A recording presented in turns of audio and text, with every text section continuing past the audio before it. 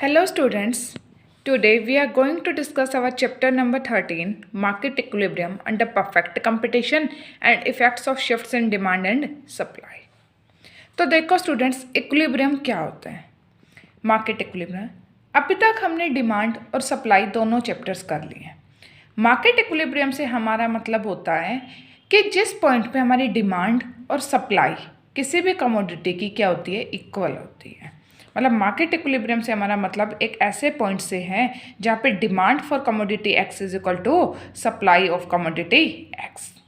अगर डिमांड और सप्लाई दोनों इक्विलिब्रियम में है, मतलब जितनी डिमांड है उतनी सप्लाई भी हो रही है और जितनी सप्लाई हो रही है उतनी डिमांड भी हो रही है, तो हम कौन से प्राइस पे आते हैं? एक इक्विलिब्रियम प्राइस, मतलब वो प्राइस जिस पे ना तो डिमांड ज़्यादा है और ना ही सप्लाई ज़्यादा। और क्वांटिटी भी क्या, इक्विलिब्रियम, जितनी डिमांड है उतनी सप्लाई हो रही है और जितनी सप्लाई हो रही है उतनी डिमांड भी है। तो हम बात करते हैं स्टूडेंट्स कि market equilibrium under perfect competition कैसे डिसाइड किया जाता है, तो इसकी अब हम बात करेंगे। तो देखो क्या होता है स्टूडेंट्स कि हमने पढ़ा था कि मार्केट डिमांड से हमारा मतलब किससे होते हैं, sum total of the demand for a commodity by all the buyers, कि किसी भी एक कमोडिटी की पूरे बायर्स कितनी डिमांड करते हैं उन सबका सम टोटल। जैसे हम मानते हैं कि एक कमोडिटी के दो बायर्स हैं, ए और बी। ए की डिमांड 10 यूनिट्स है एंड बी की डिमांड 5 यूनिट्स है, तो हम टोटल मार्केट डिमांड कितनी बोलेंगे, 15 यूनिट्स। सेम वे में मार्केट सप्लाई से मतलब क्या होता है, टोटल सम टोटल किसका, उस कमोडिटी की सप्लाई का सभी सप्लायर्स का टोटल कर देते हैं कि सभी सप्लायर्स मिलके उस कमोडिटी की कितनी सप्लाई कर रहे हैं। जैसे दो सप्लायर्स हैं, पी और क्यू। पी कितनी कर रहा है, 15 यूनिट्स एंड क्यू कितनी कर रहा है, 20 यूनिट्स, तो टोटल 35 यूनिट्स क्या हो जाती है, मार्केट सप्लाई। लेकिन मार्केट इक्विलिब्रियम की बात करें तो मार्केट इक्विलिब्रियम कब होता है, जब जितनी टोटल मार्केट सप्लाई है वो इक्वल हो जाती है किसके, मार्केट डिमांड के। तो क्वांटिटी सप्लाइड इक्वल होती है किसके, क्वांटिटी डिमांडेड के। ना एक्सेस सप्लाई होती है और ना ही कोई एक्सेस डिमांड। जैसे आपको ये टेबल में शो कर रहा है क्या, कि देखो प्राइसेस ऑफ अ कमोडिटी क्या स्टार्टिंग में 5 रुपीज़ पर यूनिट, तो क्वांटिटी सप्लाइड कितनी है 50 और क्वांटिटी डिमांडेड कितनी है 10, तो सप्लाई क्या है 40 यूनिट्स की एक्सेस। नेक्स्ट केस में प्राइस कितना आ गया 4 रुपीज़ पर यूनिट, क्योंकि अब सप्लाई ज़्यादा है तो प्राइस क्या हो जाएंगे, कम, और प्राइस कम होंगे तो आपकी क्या हो जाएगी, क्वांटिटी सप्लाइड कम और डिमांड क्या हो जाएगी ज़्यादा। तो क्वांटिटी सप्लाइड आपकी 50 से कितनी आ गई 40 एंड आपकी जो डिमांड है वो कितनी बढ़ गई 10 से 20। अभी भी आपकी सप्लाई ज़्यादा है तो प्राइस और भी गिरेगा, तो आपकी क्वांटिटी सप्लाइड गिर जाएगी प्राइस कम होने से और क्वांटिटी डिमांडेड बढ़ जाएगी। तो इस पॉइंट पे क्या है, दोनों इक्विलिब्रियम में इक्वल है। उसके बाद प्राइसेस क्या हो गए, लेट अस सपोज कि प्राइस और डाउन हो गया तो क्वांटिटी सप्लाइड और भी कम हो जाएगी लेकिन क्वांटिटी डिमांडेड और इंक्रीज हो जाएगी। तो यहाँ पे क्या हो गई, एक्सेस डिमांड हो गई कि आपकी डिमांड ज़्यादा और सप्लाई कम है। सेम थिंग आपको ग्राफिकली शो की हुई है कि डी ये क्या आपका डिमांड कर्व और ये एस क्या आपका सप्लाई कर्व।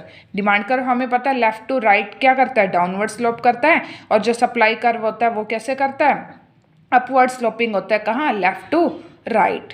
तो स्टूडेंट्स हमने देखो इसको एज इट इज़, जो ये हमें डाटा गिवन है यही वाला डाटा हमने रिप्रेजेंट किया है कि 5 के प्राइस पे हमारी सप्लाई कितनी है 50 यूनिट्स। तो ये रहा हमारा 5 का क्या प्राइस और सप्लाई कितनी है 50 यूनिट्स। 4 के प्राइस पे कितनी है 40 यूनिट्स, 3 पे 30 यूनिट्स। सेम वे में हमने क्या दिखाया हमारा डिमांड कर्व कि 5 के प्राइस पे डिमांड कितनी है 10, 4 के प्राइस पे 20, इस वे से। तो स्टूडेंट्स देखो ये जहाँ पे भी आपके डिमांड कर्व और सप्लाई कर्व मीट करता है वो कहाँ पे मीट कर हमारा ई पॉइंट पे, तो ये पॉइंट क्या हो जाएगा हमारा इक्विलिब्रियम का पॉइंट हो जाएगा, जहाँ पे हमारी demand for commodity X is equal to supply for commodity X. अगर ई से ऊपर की बात करें यहाँ पे, तो यहाँ हमारी सप्लाई क्या है एक्सेस, कि हमारी सप्लाई तो कितनी हो रही है इस पॉइंट पे हो रही है लेकिन हमारी जो डिमांड है वो किस पॉइंट पे है, इस पॉइंट पे है। तो इतनी यूनिट्स की सप्लाई क्या है एक्सेस। ये सारा एरिया हमारा किसका आ रहा है, एक्सेस सप्लाई का एरिया आ रहा है। ठीक है स्टूडेंट, जब सप्लाई एक्सेस है ज़्यादा हो रही है तो धीरे धीरे प्राइस नीचे गिरेगा और जैसे प्राइस डाउन जाएगा तो आपकी जो सप्लाई कर्व है सप्लाई क्या हो जाएगी कम। तो आप देखो 4 के प्राइस पे आप कितनी यूनिट्स वो कर रहे हो सप्लाई 40 और क्वांटिटी डिमांडेड क्या हो जाएगी इंक्रीज। तो आप एक पॉइंट ई पॉइंट इक्विलिब्रियम पे आ जाओगे। उसके बाद स्टूडेंट्स यहाँ वाले पॉइंट्स पे क्या दिखा रहा है, शॉर्टेज, डिमांड क्या है, ज़्यादा। तो आप अगर कभी भी इन पॉइंट्स पे हो गए तो डिमांड ज़्यादा है, सप्लाई कम, तो प्राइस क्या होगा, राइज। तो आप अगेन किसके प्राइस पे आ जाओगे, 3 के प्राइस पे। तो यही सबको स्टूडेंट्स यहाँ आपके इस पैराग्राफ में लिखा हुआ है क्या, कि अगर आपका क्या होता है पहले केस में प्राइसेस इक्विलिब्रियम में कैसे आते हैं। तो देखो पहले क्या हो रहा था, हमारे प्राइस हाई थे तो हमारी सप्लाई ज़्यादा थी लेकिन डिमांड कम थी, तो इसकी वजह से प्राइसेस को क्या होना पड़ा, नीचे गिरना पड़ा। प्राइस कम हुए तो हमारी सप्लाई भी कम हो गई और क्वांटिटी बढ़ गई, तो उसके बाद हम क्या आ गए, इक्विलिब्रियम पॉइंट पे आ गए। उसके बाद बोल रहा है कि अगर प्राइसेस क्या थे, कम, डिमांड ज़्यादा थी, सप्लाई कम थी, तो क्या हुआ, तो डिमांड ने क्या किया, प्राइस पे प्रेशर डाला, प्राइस हाई हो गया। प्राइस हाई हुआ तो हमारी क्वांटिटी सप्लाइड भी बढ़ गई और क्वांटिटी डिमांडेड कम होगी, तो हम फिर से क्या आ गए, एक बार इक्विलिब्रियम के पॉइंट पे आ गए। तो हम ई पॉइंट पे एक बार फिर से आ गए। ओके स्टूडेंट्स, अजम्पशंस हमने यहाँ पे क्या लिए कि परफेक्ट कंपटीशन की हमने क्या क्या अजम्पशंस लिए। तो पहली अजम्पशन क्या है कि प्राइस और क्वांटिटी सप्लाइड क्या है, पॉजिटिवली स्लोप्ड है, कि प्राइस बढ़ेगा तो क्वांटिटी सप्लाइड भी क्या होगी, बढ़ेगी। तो कहाँ से क्वांटिटी सप्लाइड मूव करती है, left side to right side. उसके बाद सेकेंड अजम्पशन क्या लेती है कि प्राइस और क्वांटिटी सप्लाइड क्या करता है, sorry students, price and quantity demanded negatively related होते हैं, कि प्राइस बढ़ेगा तो क्वांटिटी डिमांडेड कम हो जाएगी। और थर्ड अजम्पशन क्या है कि forces of supply and demand क्या होती है, फ्रीली, गवर्नमेंट का इसमें कोई इंटरवेंशन नहीं होता। गवर्नमेंट ना तो यहाँ पे कोई मिनिमम प्राइस डिसाइड करती, ना ही मैक्सिमम। जो भी डिसाइड होता है प्राइस वो किसकी, फोर्सेस से, सप्लाई और डिमांड के वे से ही डिसाइड होता है। ओके स्टूडेंट्स, इस पैराग्राफ में जो डिमांड का ये हमने जो इक्विलिब्रियम का ग्राफ स्टडी किया उसकी पूरी एक्सप्लेनेशन आपको दी हुई है। ये काफ़ी सिंपल एक्सप्लेनेशन है, आप सबको बहुत ईजिली समझ आ जाएगी। उसके बाद स्टूडेंट्स हम लोग नेक्स्ट टॉपिक की बात करते हैं। सॉरी, हॉट्स क्वेश्चन है हमारे पास पहले उससे। क्या बोल रहे हैं, how are decisions taken by consumers and producers in a market coordinated, कि कैसे कंज्यूमर्स और प्रोड्यूसर्स के डिसीजन किसी भी मार्केट में कोऑर्डिनेट होते हैं आपस में। तो कंज्यूमर्स अपना डिसीजन कैसे देते हैं, by the way of demand, और प्रोड्यूसर्स कैसे देते हैं, by the way of supply, और दोनों मिलके क्या डिसाइड करते हैं, प्राइस मैकेनिज्म। तो इसी की वजह से क्या होते हैं, उनके आपस में जो डिसीजंस है वो कोऑर्डिनेट होते हैं। फिर नेक्स्ट बोल रहे हैं, मार्केट इक्विलिब्रियम कैसे दोबारा अपने पोजीशन पे आता है जब एक्सेस सप्लाई हो जाती है। एक्सेस सप्लाई होगी तो क्या हो गया, प्राइसेस डाउन चले जाएंगे, प्राइस डाउन गए तो सप्लाई कम हो जाएगी और डिमांड इंक्रीज हो जाएगी, और जैसे सप्लाई कम होगी और डिमांड इंक्रीज होगी वो उस लेवल तक होते रहेंगे जब तक कि आपका इक्विलिब्रियम प्राइस एक बार फिर से नहीं आ जाता। थर्ड क्वेश्चन में स्टूडेंट्स हमसे पूछ रहे हैं कि मार्केट इक्विलिब्रियम कैसे रिस्टोर होता है अगर एक्सेस डिमांड हो जाए। अगर डिमांड ज़्यादा है तो इट मीन्स क्या है कि सप्लाई कम है, डिमांड ज़्यादा रहेगी तो प्राइसेस क्या हो जाएंगे, हाई, और प्राइसेस हाई होंगे तो सप्लाई बढ़ जाएगी और डिमांड क्या हो जाएगी, कम। और ये कब तक चलता रहेगा, जब तक कि हम पुराने वाले इक्विलिब्रियम प्राइस पर एक बार फिर से नहीं आ जाते। ओके स्टूडेंट्स, उसके बाद स्टूडेंट्स हमारा नेक्स्ट टॉपिक हमें गिवन है, chain effect of shift in demand and supply on market equilibrium. मतलब क्या कि हमें अब क्या देखना है, डिमांड और सप्लाई में जो चेंजेस होते हैं वो हमारे मार्केट इक्विलिब्रियम के प्राइस को कैसे अफेक्ट करते हैं। तो सबसे पहले स्टूडेंट्स हम डिमांड में शिफ्ट करके उसका इफेक्ट पढ़ेंगे, किस पे, प्राइस पे। तो देखो स्टूडेंट्स, हमें पहला डायग्राम यहाँ पे गिवन है। यहाँ पे देखो तो आपको क्या गिवन है यहाँ पर कि पहले क्या था आपका, ये D1 है डिमांड कर्व, S आपका क्या है, सप्लाई कर्व। पहले हमें ये वाला डिमांड कर्व और सप्लाई कर्व गिवन था। तो हमारा ये डिमांड और सप्लाई कर्व एक दूसरे को कहाँ पे कट कर रहा था, डिमांड और supply curve at point E। तो हमारा इक्विलिब्रियम पॉइंट कहाँ पे आ गया था स्टूडेंट्स, तो हमारा इक्विलिब्रियम पॉइंट क्या आया स्टूडेंट्स, यहाँ पे E पॉइंट, कि हमारा मार्केट जो डिमांड कर्व है वो क्या है, D1, और जो सप्लाई कर्व है वो क्या है, S। तो इक्विलिब्रियम कहाँ पे आ रहा है, पॉइंट E पे। E पॉइंट पे इक्विलिब्रियम पे हमारा प्राइस क्या डिसाइड हुआ, OP1, और क्वांटिटी क्या डिसाइडेड हुई, OQ1। धीरे धीरे क्या हुआ स्टूडेंट्स की डिमांड इंक्रीज होने लगी। तो डिमांड इंक्रीज हो गई, हमारा एक नया डिमांड कर्व बन गया जो क्या आया, D2। ठीक है, सप्लाई में कोई भी चेंजेस नहीं हुए। तो हमारी डिमांड कहाँ हो गई, पॉइंट E से कहाँ चली गई, पॉइंट F पे चली गई। हमारी डिमांड इतने से क्या हो गई, सेम प्राइस के ऊपर है हमारी ये वाली डिमांड, तो इस डिमांड को हम क्या बोलते हैं, एक्सपेंड होना। तो हमारी डिमांड ई पॉइंट से एफ पॉइंट तक क्या हो गई, एक्सपेंड हो गई। उसके बाद स्टूडेंट्स क्या कह रहे हैं, देखो कि ये एफ पॉइंट तक, लेकिन हमारी सप्लाई में तो कोई चेंजेस नहीं हुए, तो धीरे धीरे क्या होने लगेंगे, प्राइसेस हाई होने लगेंगे। तो हमारी सप्लाई कर्व क्या थी, एस वाली, और प्राइस क्या होने लगे, हाई। तो प्राइस हाई होने लगे तो डिमांड थोड़ी बहुत कम हो जाएगी और सप्लाई क्या हो जाएगी, बढ़ जाएगी। तो स्टूडेंट्स ये देखो, डिमांड हमारी कम होके कहाँ चलेगी, के पॉइंट पे, कि पहले देखो ई पॉइंट पे थी OQ1, एफ पे हमारी जो डिमांड आ रही थी वो इतनी आ रही थी, लेकिन अब प्राइस बढ़ने से हमारी डिमांड कम होगी, तो कितनी कम होगी, हम लोग के पॉइंट पे चले गए। और जो हमारी सप्लाई है वो पहले कितनी थी, Q1 तक थी, और अब हमारी सप्लाई प्राइस बढ़ने से कितनी हो गई, Q2 पे आ गई। तो हमारा जो न्यू इक्विलिब्रियम आएगा वो कौन से पॉइंट पे आएगा, के पॉइंट पे। और स्टूडेंट्स यहाँ पे आप देखो तो हमारा इंक्रीज पहले किस में हुआ था, डिमांड में, सप्लाई में तो हमारा क्या हुआ है, सिर्फ एक्सटेंशन हुआ है। तो हमारा ओवरऑल रिजल्ट क्या आएगा कि हमारे प्राइसेस तो क्या हो जाएंगे, इंक्रीज। OP1 से कितने इंक्रीज, OP2 पे चले जाएंगे, P1 P2 का प्राइस में इंक्रीज हो जाएगा, और क्वांटिटी में कितना इंक्रीज हो जाएगा स्टूडेंट्स, OQ1 से OQ2 तक, मतलब Q1 Q2 का क्या हो जाएगा, हमारा इंक्रीज हो जाएगा। उसके बाद स्टूडेंट्स हमें दिया हुआ है कि जब हमारा क्या हो जाता है, डिमांड में डिक्रीज हो जाता है। तो डिक्रीज क्या होता है स्टूडेंट्स, देखो पहले हमारा डिमांड कर्व क्या था, D1, और अब डिक्रीज हो गया, डिमांड कम हो गई, तो हमारा डिमांड कर्व नया क्या बन जाएगा, D2। ऐसा हमारा सप्लाई कर्व है, सप्लाई में कोई इंक्रीज डिक्रीज नहीं हो रहा। तो देखो पहले हमारा डिमांड कर्व और सप्लाई कर्व ई पॉइंट पे मीट कर रहा था, तो ई हमारा इक्विलिब्रियम पॉइंट था, तो हमारी इक्विलिब्रियम प्राइस क्या था, OP1, and equilibrium quantity was OQ1। अब जैसे ही हमारा डिमांड में डिक्रीज हुआ, तो डिमांड में डिक्रीज होने से प्राइसेस क्या हो जाएंगे, कम। प्राइस कम होंगे तो हमारी सप्लाई क्या करेगी, कॉन्ट्रैक्ट। तो हमारी सप्लाई जो पहले ई पॉइंट पे देखो कितनी क्वांटिटी सप्लाइड हो रही है, और अब वो क्या आ जाएगी, के पॉइंट पे, जहाँ पे हमारी सब क्वांटिटी सप्लाइड कम हो जाएगी। और जैसे ही प्राइसेस डाउन हुए तो हमारी डिमांड क्या हो जाएगी स्टूडेंट, एक्सटेंड कर जाएगी। तो हमारी डिमांड जो क्या हुई थी, ई से लेके एफ पॉइंट के ऊपर गई थी, डिक्रीज हुई थी। तो देखो एफ पे हमारी डिमांड कितनी थी, इतनी, OQ3। लेकिन अब जैसे ही प्राइस डाउन हो गए तो हमारी डिमांड क्या हो जाएगी, एक्सटेंड, क्योंकि जब खुद के प्राइस में चेंजेस होने की वजह से डिमांड बढ़ती है तो हम उसको क्या बोलते हैं, एक्सटेंशन। तो हमारी डिमांड एफ से एक्सटेंड होके कहाँ गई, के पे हमारी क्वांटिटी बढ़ गई, ठीक है। तो अब हमारा न्यू इक्विलिब्रियम कहाँ पे आएगा स्टूडेंट्स, पॉइंट के पे। और अब हम इसका इम्पैक्ट देखें तो क्या हुआ कि हमारी डिमांड में क्या हुआ था, डिक्रीज।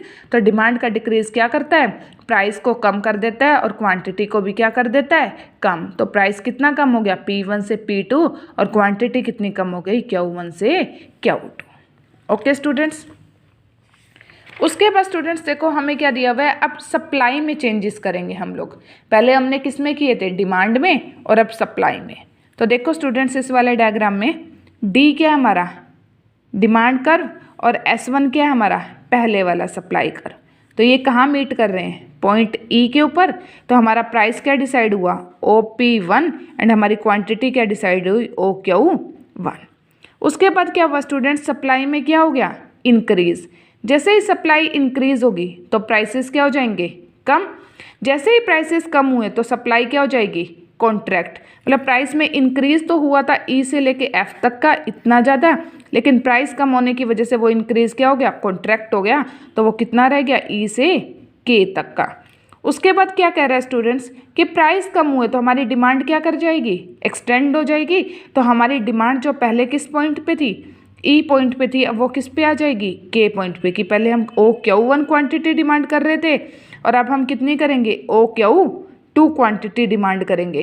तो अब क्या हो जाएगा स्टूडेंट्स कि हमारा जो न्यू इक्विलिब्रियम आएगा वो किस पॉइंट पे आ जाएगा, के पे।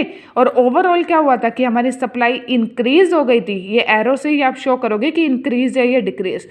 तो जैसे ही हमारी सप्लाई इंक्रीज हुई थी तो हमारे प्राइसेस क्या हो जाते हैं, कम, और क्वांटिटी भी क्या हो जाएगी, बढ़ जाएगी। क्योंकि सप्लाई इंक्रीज हुई है तो सप्लाई से क्वांटिटी तो बढ़ेगी, क्वांटिटी में डिक्रीज नहीं होगा स्टूडेंट्स, यहाँ पे प्राइस में डिक्रीज होगा। उसके बाद स्टूडेंट्स अभी हमने सप्लाई को इंक्रीज किया था, अभी हम सप्लाई को क्या करेंगे, डिक्रीज। तो देखो डी हमारा पहले वाला है डिमांड कर्व है, S1 पहले वाला सप्लाई कर्व, दोनों कहाँ मीट कर रहे हैं, पॉइंट ई पे, तो OP1 हमारा क्या आ गया, प्राइस, एंड OQ1 क्या आ गई हमारी, क्वांटिटी। अब सप्लाई क्या हो गई, डिक्रीज। जैसे ही सप्लाई डिक्रीज होगी प्राइस क्या हो जाएगा, इंक्रीज। तो सप्लाई में स्टूडेंट्स हमारा डिक्रीज देखो कितना हुआ था, O से लेके F तक का, इतनी क्वांटिटी डिक्रीज हो गई थी। लेकिन क्या हुआ कि जैसे ही सप्लाई डिक्रीज हुई तो प्राइस राइज हो गया, और प्राइस के राइज होने से हमारी सप्लाई क्या कर गई, एक्सटेंड कर गई, और एक्सटेंड करके हमारी सप्लाई कौन से पॉइंट पे चली गई, K पॉइंट पर चली गई, और अब हमारी सप्लाई क्या हो गई, Q2 पे आ गई। जैसे ही स्टूडेंट्स प्राइस राइज हुए तो हमारी डिमांड क्या हो जाएगी, कम, मतलब डिमांड क्या हो जाएगी, कॉन्ट्रैक्ट हो जाएगी। तो हमारी डिमांड जो थी वो E पॉइंट पे इतनी थी, और अब वो E पॉइंट से कहाँ चली जाएगी, K पॉइंट पे, जो कि क्या हो जाएगी, क्वांटिटी डिमांडेड कम। तो हमारा न्यू इक्विलिब्रियम कहाँ हो जाएगा, K पॉइंट पे। ओवरऑल क्या हुआ स्टूडेंट्स, सप्लाई में डिक्रीज, और सप्लाई का डिक्रीज क्या लेके आता है, प्राइस में इंक्रीज और क्वांटिटी में डिक्रीज। तो हमारा न्यू प्राइस क्या हो जाएगा, OP2, और न्यू क्वांटिटी क्या हो जाएगी, OQ2। ओके स्टूडेंट्स, उसके बाद देखो स्टूडेंट्स हमें नेक्स्ट टॉपिक क्या दिया हुआ है, change in demand and equilibrium price, कुछ एक्सेप्शनल सिचुएशंस की बात दी हुई है। तो पहली एक्सेप्शनल सिचुएशन में क्या बोल रहा है कि जब आपकी सप्लाई क्या होती है, perfectly elastic. Perfectly elastic supply का मतलब क्या होता है स्टूडेंट्स, कि सप्लाई आपकी किसी भी प्राइस पे कितनी भी हो सकती है, वो जीरो भी हो सकती है, देखो यहाँ के OP प्राइस पे आपकी सप्लाई इतनी भी हो सकती है, इतनी भी हो सकती है, और इतनी भी हो सकती है। तो स्टूडेंट्स एक बात बताओ, जब सप्लाई फुली इलास्टिक है कि सप्लाई बढ़ भी सकती है और घट भी सकती है उसी प्राइस के ऊपर, तो डिमांड बढ़ेगी तो सप्लाई भी बढ़ जाएगी, क्योंकि डिमांड बढ़ेगी तो प्राइस बढ़ेंगे, लेकिन उतनी ही सप्लाई बढ़ गई।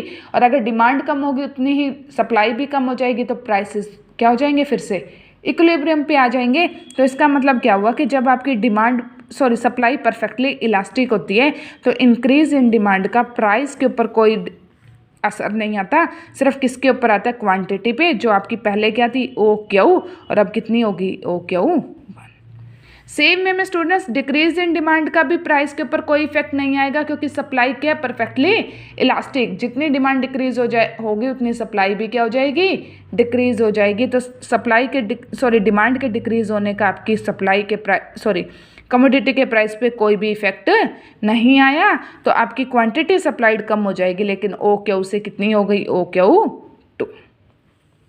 सेम वे में स्टूडेंट्स अब हमें क्या गिवन है कि जब हमारी सप्लाई क्या होती है, परफेक्टली इन इलास्टिक होती है। अगर सप्लाई परफेक्टली इन इलास्टिक है, इसका मतलब क्या कि आपकी सप्लाई को आप बिल्कुल भी बढ़ा या घटा नहीं सकते। तो जब डिमांड में इंक्रीज होगा, सप्लाई बढ़ नहीं सकती, तो इंक्रीज क्या लेके आएगा, प्राइसेस में इंक्रीज करेगा। तो आपके प्राइसेस OP से कितने हो जाएंगे, OP1, और क्वांटिटी क्या रहेगी, OQ, क्योंकि सप्लाई क्या है, परफेक्टली इन इलास्टिक। डिमांड करने से क्वांटिटी आप मांगते हो ज़्यादा, लेकिन बनती तो ज़्यादा नहीं है, प्रोडक्शन तो ज़्यादा नहीं होता, तो क्वांटिटी आपकी एज इट इज़ रहेगी। सेम वे में अगर डिमांड में डिक्रीज हो जाता है स्टूडेंट्स, तो क्वांटिटी ने तो फिर भी वही रहना है, लेकिन आपके प्राइसेस क्या हो जाएंगे, डिक्रीज। OP से कहाँ जाएंगे, OP2 पर आ जाएंगे। उसके बाद स्टूडेंट्स हमारी नेक्स्ट सिचुएशन है डिमांड से रिलेटेड, कि जब डिमांड क्या हो, perfectly elastic. Demand perfectly elastic का मतलब है कि डिमांड उस प्राइस लेवल पे कितनी भी हो सकती है, उसमें कितने भी चेंजेस आ सकते हैं।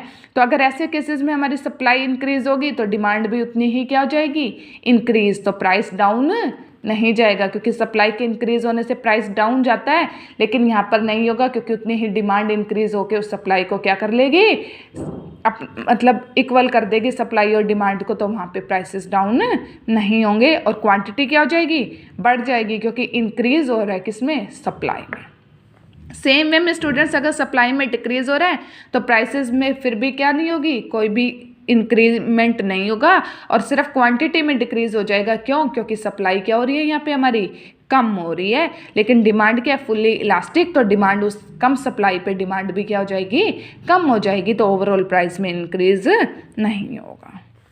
उसके बाद स्टूडेंट्स हमें दिया हुआ है कि जब हमारी डिमांड क्या होती है, परफेक्टली इन इलास्टिक। तो अब स्टूडेंट्स अगर हमारी डिमांड इन इलास्टिक है, मतलब डिमांड में कोई भी चेंजेस नहीं होंगे, तो अगर हमारी सप्लाई क्या हो जाती है, इंक्रीज, तो उतनी डिमांड तो इंक्रीज नहीं हुई, तो ओवरऑल क्या होगा, प्राइसेस कम चले जाएंगे। तो प्राइसेस हमारे OP से कहाँ जाएंगे, OP 1 पे, और क्वांटिटी एज इट इज़ रहेगी क्योंकि सप्लाई इंक्रीज हो रही है, सिर्फ डिमांड में तो कोई चेंजेस नहीं हो रहे। ठीक है स्टूडेंट्स। उसके बाद अगर डिक्रीज इन सप्लाई होता है और डिमांड क्या फुल्ली इन इलास्टिक, तो अगर सप्लाई कम हो गई तो हमारे प्राइसेस क्या हो जाएंगे, बढ़ जाएंगे क्योंकि डिमांड तो अब कम नहीं हो सकती। तो हमारे प्राइसेस OP से कहाँ चले जाएंगे, OP2 पे, और हमारी quantity as it is OQ रह जाएगी।